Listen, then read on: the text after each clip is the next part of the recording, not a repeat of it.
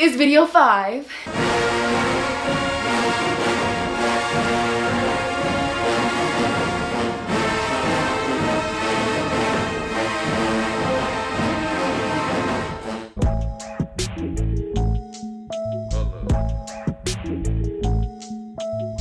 Hey y'all, welcome back to my channel. For those that don't know me, my name is India. It is nice to meet you.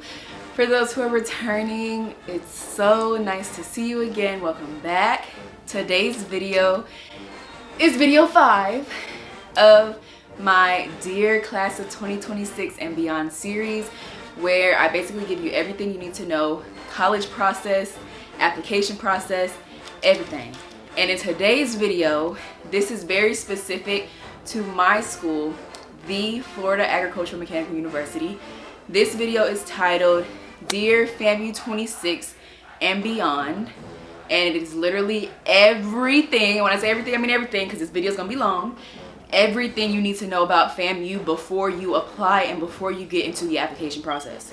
So first things first, let me give an overview like I do always. This is gonna be everything that I discuss in this video, and they will also be time-stamped in the description below if you wanted to jump ahead to a specific portion. First, I'm going to go over applying to FAMU, everything having to do with the application process. Then I'm going to talk about what you should be doing after you apply. Then I will run over scholarships, submitting your deposit, housing and meal plans, the ALEKS test, yes, orientation and meeting new people, the campus and Tallahassee, like all together. And then I'm gonna end it off with some tips to stay ahead of the game. So applying. Applications for FAMU open in June, typically. The specific date that they always give is June 15th. I have had people DM me and message me asking if it is open. If it's not open for you guys, I would say please call the admissions office. But the website to apply to FAMU, it doesn't matter what term you're applying to, what year you're applying to. It's going to be admissions.famu.edu/apply now. Or you can just search FAMU application in Google, and then it should be the first to pop up. I will also link any link that I give you. It will be linked in the description just to help you guys out. But FAMU is not a school that you can apply to on Common App, where most schools are on Common App. You have to apply to FAMU on their website. So this is going to be the link that you use when you apply to FAMU. Just know that there's a $35 application fee. It can be waived if you have a fee waiver. You'll enter that when you're applying. Now, in order to apply to FAMU, you are going to be required to submit your transcript, and it has to be official, which means it has to be sent from your high school. Typically, your high school counselor will take care of that through Navient, so you won't have to worry about that, but just make sure you stay on top of your counselor to make sure that they did submit it. You also need to submit your SAT and your ACT scores. For SAT, the code to send to FAMU is 5215. And then the ACT code to send your scores to FAMU is 0726.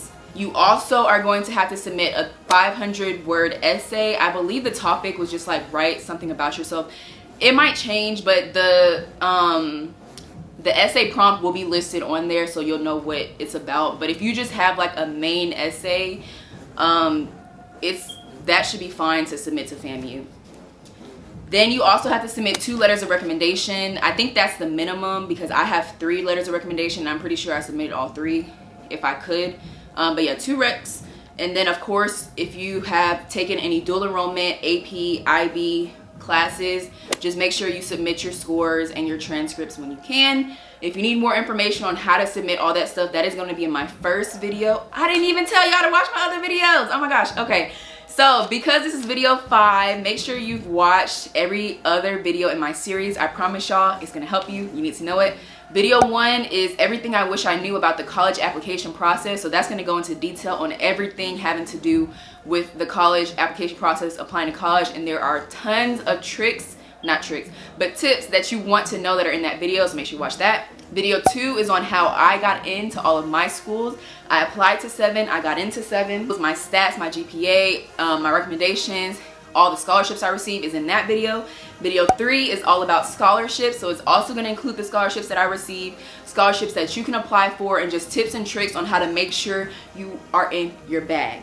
Video 4 is, what is the video for? I just uploaded it. Oh, how to choose the right college. So for me, it was balancing FAMU and Howard. How do you pick the right school? Everything you need to know about how to, you know, narrow your decisions down is going to be in that video. And this is video 5. Now, the admissions requirements for FAMU are as follows. You need a 3.0 recalculated FAMU GPA.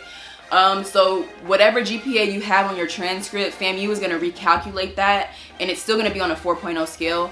But you have to have a 3.0 recalculated GPA through FAMU's whatever their process is. It has to be a 3.0. For SAT, you need to score a 26 in math, 27 in reading, and a 27 in language, which should be around a 1060 combined score. For ACT, you need to have a 19 English, 22 math, 22 reading, and then composite, that's going to be around a 21. Now, for FAMU does super score. So if you've taken the SAT, the ACT multiple times, if you scored higher in one section the first time you took it and scored higher in the other section the third time you took it, they will super score. So just make sure when you send your scores that it's sending all the scores that you've ever done, because they will super score it and they will take the highest out of each attempt. Just something to know, because FAMU opens their application process in June, please try and submit your stuff as soon as you can, because I'm telling you right now, you're gonna run into issues, whether it's with the scholarship office, it doesn't matter what it is, admissions. So you just don't want to have to, you don't want to have to go through what I went through, I'm telling you, okay? But the scholarship deadline for FAMU, you need to have all of your stuff submitted by November 7th. This is where I was kind of, I won't say misled, but basically, because my SAT date was November 7th, and I was under the impression that that was the last SAT score, or not the SAT score, the last SAT date you could use to get a scholarship. I guess that's not it. So that's why I'm telling you, make sure you have your stuff submitted by November 7th, because the wording and the phrasing that they use in a lot of these documents is going to confuse you. And when you email them and ask for clarification, they're just going to confuse you even more. They're going to beat around the bush. They're not going to give you the exact answer you need. So I'm telling you right now, make sure you have all of your stuff submitted by November 7th, okay?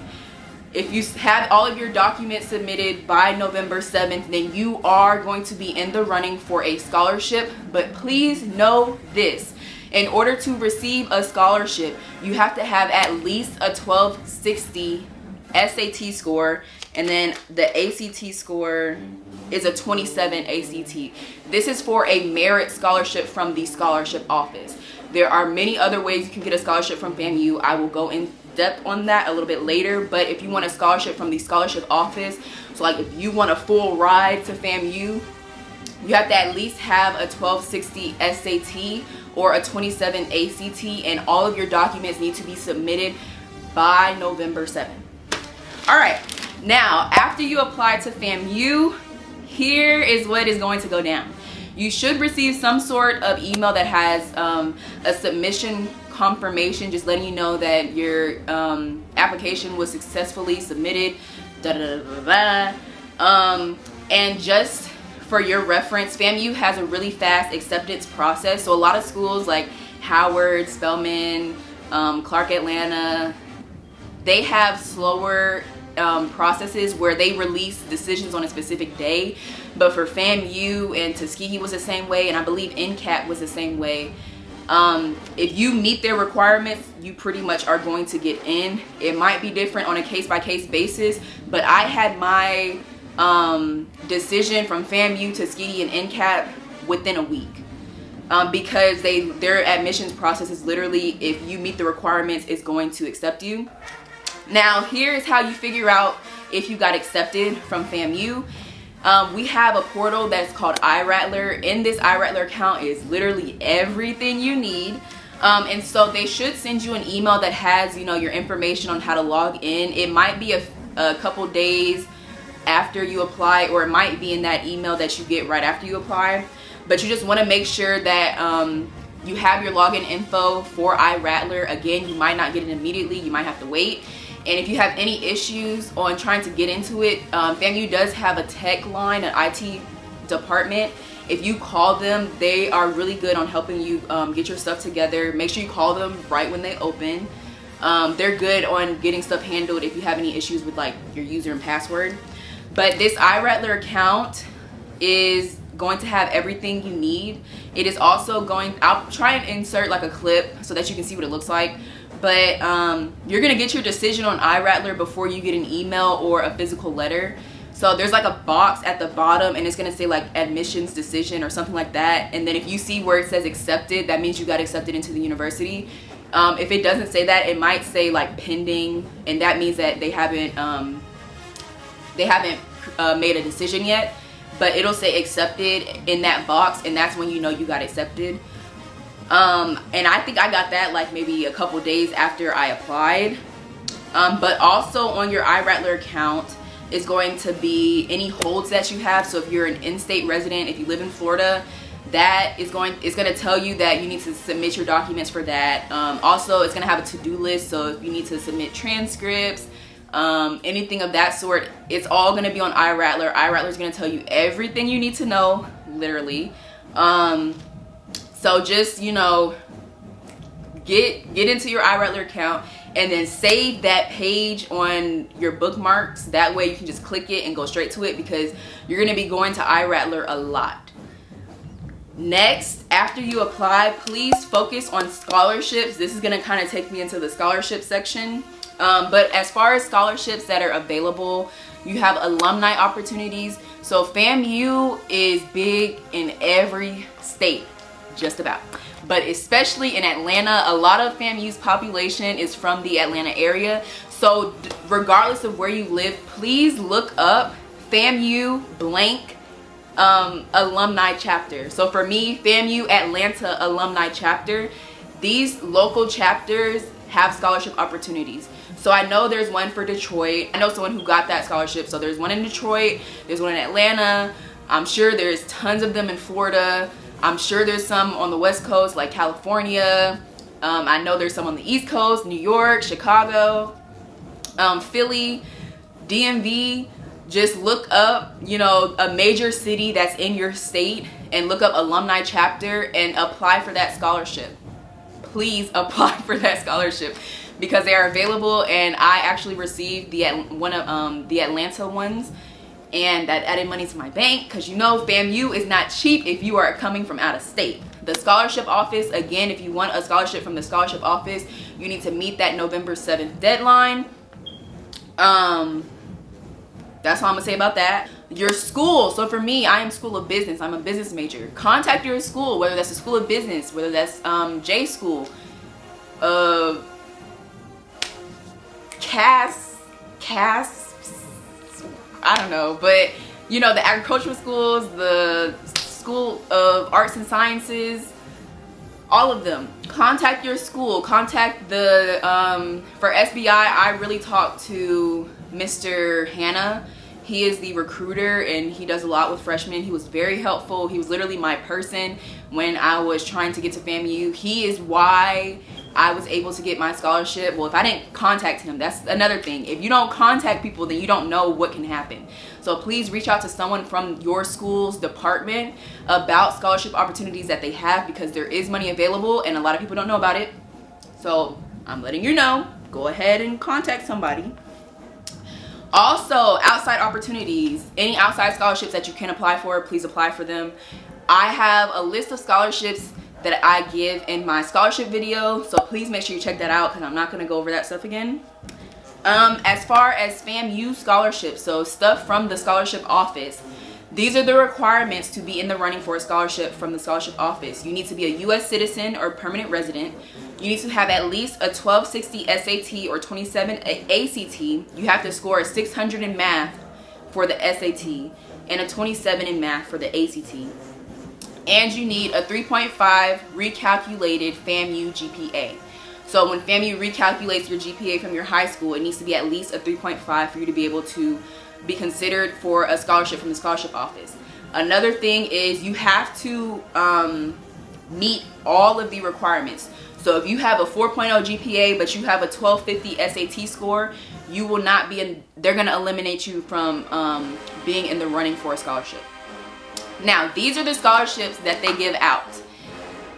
I'm going to give the SAT, ACT requirements, but please know that these change by year depending on the class, pretty much. And typically, as years progress, the requirements go up. You have the Elizabeth Benequisto scholarship. I think this one is for in-state students, but it covers cost of attendance minus whatever NMS is and whatever, well, FBF. I think that's Florida Bright Futures, but it says it covers cost of attendance minus those two things, so I'm pretty sure this is for in-state students. You also have the Distinguished Scholars Scholarship. You have to have a 1420 SAT score or a 32 ACT score, and it covers up to $30,000 for out-of-state students and $10,446 for in-state students. You have the George W. Gore Scholarship. You have to have a 1330 SAT score, and it's going to give you $10K. You have the Presidential Special Scholarship, which you have to have a 1260 SAT, and it gives you $6K. And you have the Adopted High School Scholarship, which of course is for in-state students. You have to have at least a 1290 SAT, and it's going to give you $10,446 with the Florida Bright Futures. So those are the scholarship options that they have for FAMU Scholarship Office. If you notice, you gotta have a high SAT score if you want to get money from FAMU. Like, yeah, FAMU is one of them. They're one of them, yeah. Now, university, these are other scholarship opportunities. FAMU does have scholarship pools that you can enter. So the university scholarship pool can be found on famu.academicworks.com. It is open from February 16th to April 16th. This is a scholarship pool that the university does every year for its students. But please note that most of these scholarships are for STEM majors or are for sophomores, juniors, and seniors. So there aren't really that many freshman scholarship opportunities available within this pool. But of course, you know, it might change by year, but this year there really weren't any scholarship opportunities for freshmen that weren't STEM majors. But basically for this scholarship pool, of course, you have to submit your deposit. But you just go to the website and you basically fill out something once. You submit an essay, you submit recommendations and answer some questions. And then it's gonna narrow down all the scholarships within the pool to the ones that you qualify for. And then you literally just click apply to each of them, and then that's it. You also have the FAMU National Alumni Association. They have a scholarship pool that they do every year. Oh, and something about these two scholarship pools is that you can apply to them every year. They happen every year. So when you're a sophomore, a junior, or a senior, you can still apply to them. And you know, it just gives you more opportunities to receive money. So for the FAMU National Alumni Association, they can be found at famunaa.org. You can apply every year, again, as I said. And the opportunities for this scholarship are for all years. So the previous one was kind of limited to just sophomores, juniors, and seniors. But the FAMU National Alumni Association scholarships, they have some specifically for freshmen, and then they have other scholarship opportunities. This scholarship pool, well, I don't know if it's really a pool, it's just a scholarship. But it opens April 19th and it closes out June 15th of every year. So just keep that in mind. And then another scholarship opportunity for students is, of course, by your major in school. As I already stated, just be sure that you contact them for more information. For SBI specifically, because I am an SBIN, I think that's what they say. I had to take the ALEKS, and I had to receive a 61 to get money from the School of Business, to have my School of Business scholarship. And once again, I had to submit my deposit before I did that, so I kind of went on a whim before I got my scholarship from the School of Business. But Now it's time to talk about ALEKS, y'all. Okay, so the ALEKS test is required for everyone. It doesn't matter if you took dual enrollment credits in high school, if you took an AP class and you got credit for it, if you took an IB class and got credit for it. It doesn't matter. Every student has to take the ALEKS test unless you are a transferred student that is not a first time in college student. Okay, so you have to take the ALEKS exam. What is the ALEKS? It is a math placement test. So what's going to be on it? Math, and math. Okay, the biggest thing I can tell you is to study for that test, especially if you are doing it for a scholarship. I studied so hard because I was doing it for a scholarship, and because I knew if I did not make that 61, I was not going to get my scholarship. Now, for me personally, my goal was a 61 and I scored a 76 on the ALEKS exam. Let me just say, getting a good score on the ALEKS exam is very hard. So getting like that 100, this isn't that type of test. This isn't that type of test. This is like that test that you take like when you enter a class just to see what you know so far. This is one of those kind of tests. This is another scholarship opportunity. It's run through the scholarship office. Part of my scholarship is coming from it, but the scholarship office does allow students to test for a scholarship. So you would basically take the ALEKS around March before, because most students take the ALEKS during orientation. But this year was kind of different because they allowed us to take it online because of COVID. But typically you would take it, everyone would take it during orientation. But I took it extra early in March for scholarship purposes. This scholarship is $5,000, but it's renewable. But you have to score a 61 on the ALEKS if you are a non-STEM major, and you have to score a 76 on the ALEKS if you are a STEM major. So if this is you, and if you are given the opportunity to test for this scholarship, you're going to be taking the ALEKS around March. And this is just regular ALEKS stuff now. They require you to do 20 hours. Do the 20 hours, please do them, because I'm telling you, they help. Basically what's going to happen is they're going to send you an email. In the email, it's going to have a link for you to be able to access the portal where all the practice stuff happens. And once you do that, you're going to take a placement test, and that placement test is basically just, you know, you putting your foot in the water, and it's going to give you a score. My score, I believe my first ALEKS score was a 48. And so that kind of told me where I was, because I knew I needed a 61 to get my scholarship. I was at a 48. And so basically after you get that, it's going to formulate a study module for you. And you basically just do the problems, then you do the little checkups, and then it'll start checking off sections as you master them, basically. Me personally, I did not stop doing ALEKS prep until I mastered all the sections. This is my biggest advice to everyone. That means it could take you 20 hours to master, it could take you 50 hours. Me personally, I did about 42 hours of ALEKS prep in 2 weeks. So let me just say it's possible, because I did my 42 hours of ALEKS prep in 2 weeks. So it's possible. If you can do it within, you know, those months and prepare, you know, over months, then you're literally going to be perfectly fine. But I'm telling you right now, the prep actually helps. So please do the ALEKS prep before you take the exam. Everybody that I know that just went in and took the ALEKS exam without even looking at the ALEKS prep got below a 20. And for score purposes, basically if you don't score high enough, they're going to put you in a lower math class, which means you're going to be paying extra money to take extra math courses to catch up, pretty much. That's basically what that means. And if you're a STEM major, that's really going to, because a lot of your classes are going to be math. It depends on your major, but basically whatever your score is, that's going to tell them what math class to place you in. And if it's below what it needs to be, then you're going to have to pay extra money to catch up, pretty much, because you're going to have to take extra math classes, if that makes sense. So all I can tell you for this is to do the ALEKS prep, to study for it, and do your best when you go in. the ALEKS is not an easy test. It's not multiple choice at all. So if you don't know the answer, you really just gotta skip it. I skipped a whole bunch of them. I don't remember how many I skipped, but I feel like I skipped a good 3 or 4, and I still got a 76. But basically you have to type your answer in, and it's very case sensitive. So if you type it and you add an extra space, or you forget that like you push a decimal, comma, if you do anything, add anything extra, it's gonna mark it wrong. So it's very case sensitive, which is really frustrating.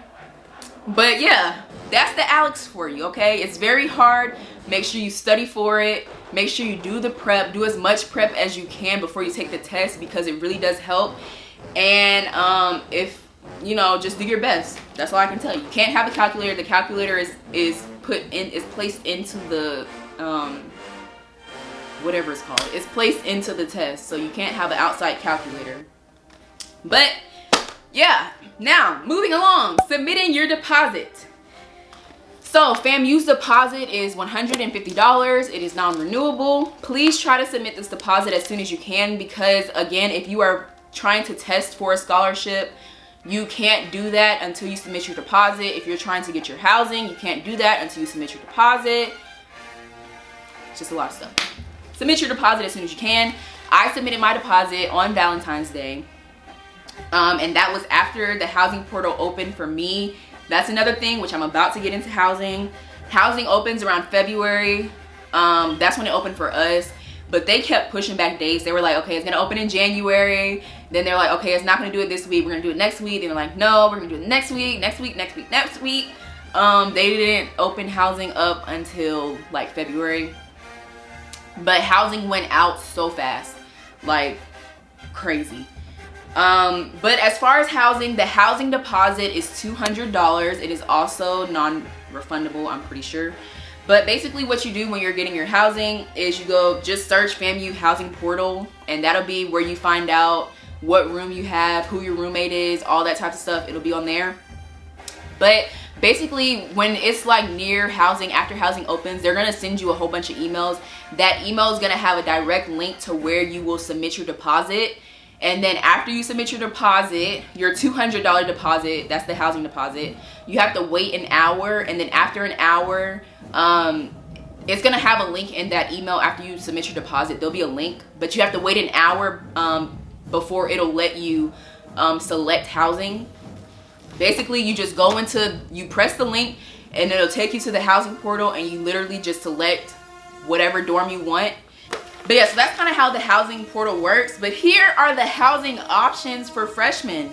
So you have Towers. Towers is brand new. It is beautiful inside.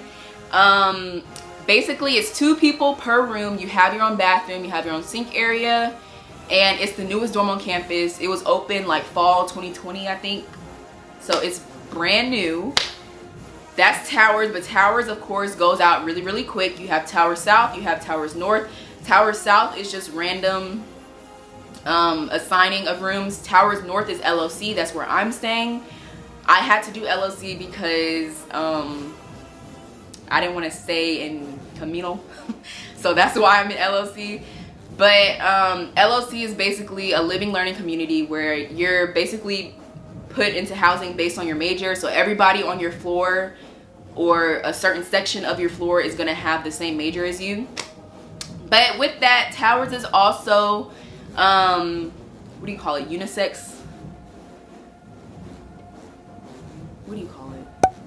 I guess unisex. Like there's most of FAMU's housing isn't like all girl, all boy. Most of it is unisex, pretty much. I feel like there's a word for it. I'm gonna just say unisex because I can't even think of what the word is. Oh, co-ed.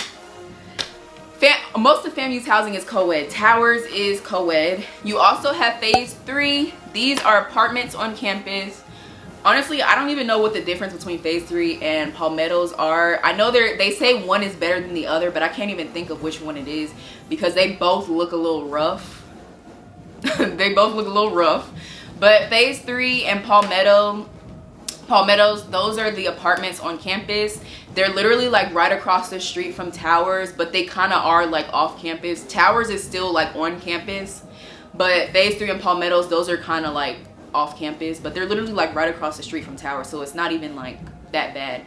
But yeah, so if you want apartment style living, that's phase 3, that's Palmetto. But just know, even housing for that goes by quick, because I was gonna consider getting that since my only other option was Young. But I didn't want to double in an apartment. So they have singles, but they also have doubles. So you'll be it's literally like a dorm room inside of an apartment. So it's literally a dorm room where you have your roommate, and then, you know, the little chest closets, and then you walk out, and then it's like the apartment. But it's up to you, you know. So yeah, that's Palmetto and that's phase. Freshmen can stay in the apartment style dorms, or at least they could this year. I think typically they can't, but this year they did allow freshmen to stay in Palmetto in phase 3. Then you have Sampson and Young. These are our brother-sister dorms. So Sampson is all boys, Young is all girls. These are communal style. To me, they're really cute. Like, I was gonna stay in Young. It's cute. Like, the outside is cute. The inside is like, it's not recent, but it's fairly recent, fairly recently renovated. So they look pretty decent on the inside, but me, I just can't do community bathrooms, so I had to get out. And that's when I applied for LLC. You also have Village. Village used to be all freshmen. This is where everybody wanted to stay because you literally get your own room. But they changed Village for upperclassmen. But there are a lot of people, there are a lot of first year students that are in Village. I know a lot of athletes are in Village because Village, or I know like for football, it's literally right across from the stadium. And I think other athletes like the Marching 100, any other athletes, I'm pretty sure all the athletes are staying in Village. But also for a lot of freshmen that were really late on applying for housing that didn't have housing, they were put into Village. But Village is really a last resort. You can't like go on the housing application and apply for Village. Like, it's either Towers, phase, Palmetto, or Sampson Young. So Village is really for people that once FAMU ran out of housing, they put those freshmen in Village, and then any freshman athletes will be staying in Village as well. That's housing for you, okay? Now, meal plans. FAM has 4 meal plans. 2 are for people that live in apartment style. So if you live in Phase or Palmetto, you have the Rattler 50 and the Rattler 10. The difference between the 2 is that the Rattler 50, you get 50 swipes and 250 flex dollars. The flex dollars can be used at like the tropical smoothie, the Starbucks, Chick-fil-A, all that stuff. Rattler 10, you get 10 swipes and then $150 flex, and these swipes and flex dollars are for the semester. Now, if you don't live in an apartment style, so if you are not staying in Palmetto or Phase 3, you are required to get either the Gold or the Gold 300. For both of these, you get 19 swipes a week, and 19 swipes is literally like all the meals that they have in the caf. And then for the 300, for the Gold 300, you get 300 flex dollars. The Gold 100, or it's just the Gold, you get 100 flex dollars. With flex dollars, these do not roll over. So if you don't end up using all of them, you wasted your money. Wait a minute. I thought I was finished. In the name of HBCU, make sure you have your receipt.